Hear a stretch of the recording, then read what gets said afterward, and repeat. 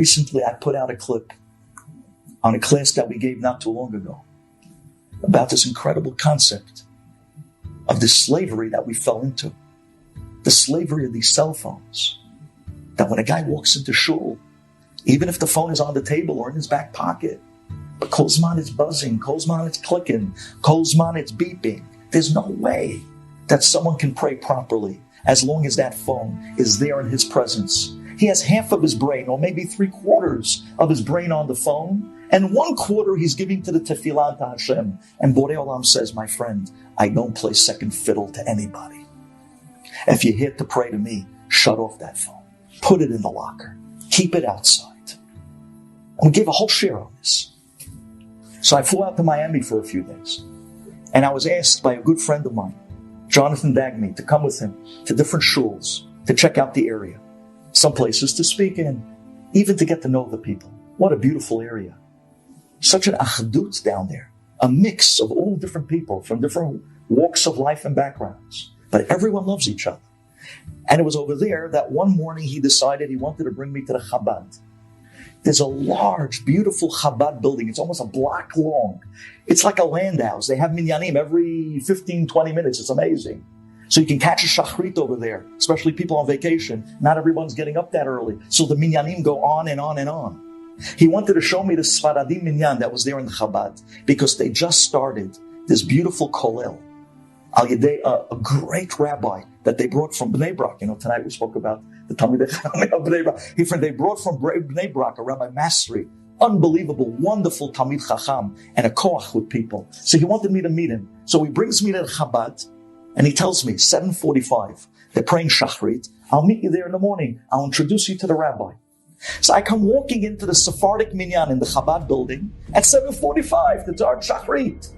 As I walk in to the shul, there's a guy there in his talit and tefillin with his hair slicked back on his phone answering emails.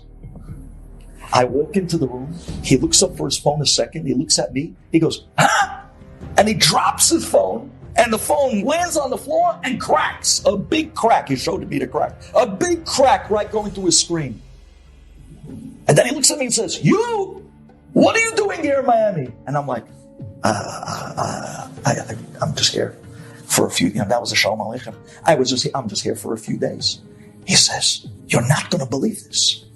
He says, "I just came from Mexico. Yesterday, before I left, my son walked up to me and said, 'Dad, you got to see this clip.' And he showed me a clip of you, Rabbi, giving a 5-minute clip on how terrible it is to be in shul where you're talet and tefillin on when you're supposed to be praying, and instead you're sitting there answering emails right in front of God. What a terrible chutzpah," you said. And my son said, "Come on, Dad. He's right. Come on, we got to stop this. We got to put the phone out of shul. We got to put the phone in the locker." And I said to my son, "Come on, maybe for you, I'm not that religious. When my factories called me, I got to answer on the spot. I can't wait for nobody." And my son turned to me and said, "Dad, maybe when your factories call and you're in the middle of tefillah, if you would actually have put the phone away, God would have taken care of those problems instead of you. And who would you rather take care of your problems, you or him?" He says, my son got me thinking. But I said to myself, if God wants to take care of my problems, let him show me a sign. He says, "I walk in here this morning. I landed in Miami last night. I come in here to this shul to pray. I never pray here," he tells me. "I came in here to this shul to pray because I heard there's a new kollel. I wanted to see it. I come walking in. I put on my talit, put on my tefillin, and my phone starts going crazy. I pick up the phone, and instead of praying, I start answering emails. And just then, you walk in." He says, "I saw you and I thought I saw a ghost," he tells me. He dropped the phone. He says, "The phone cracked." He says, "But now God showed me. I'm never going to bring this in again.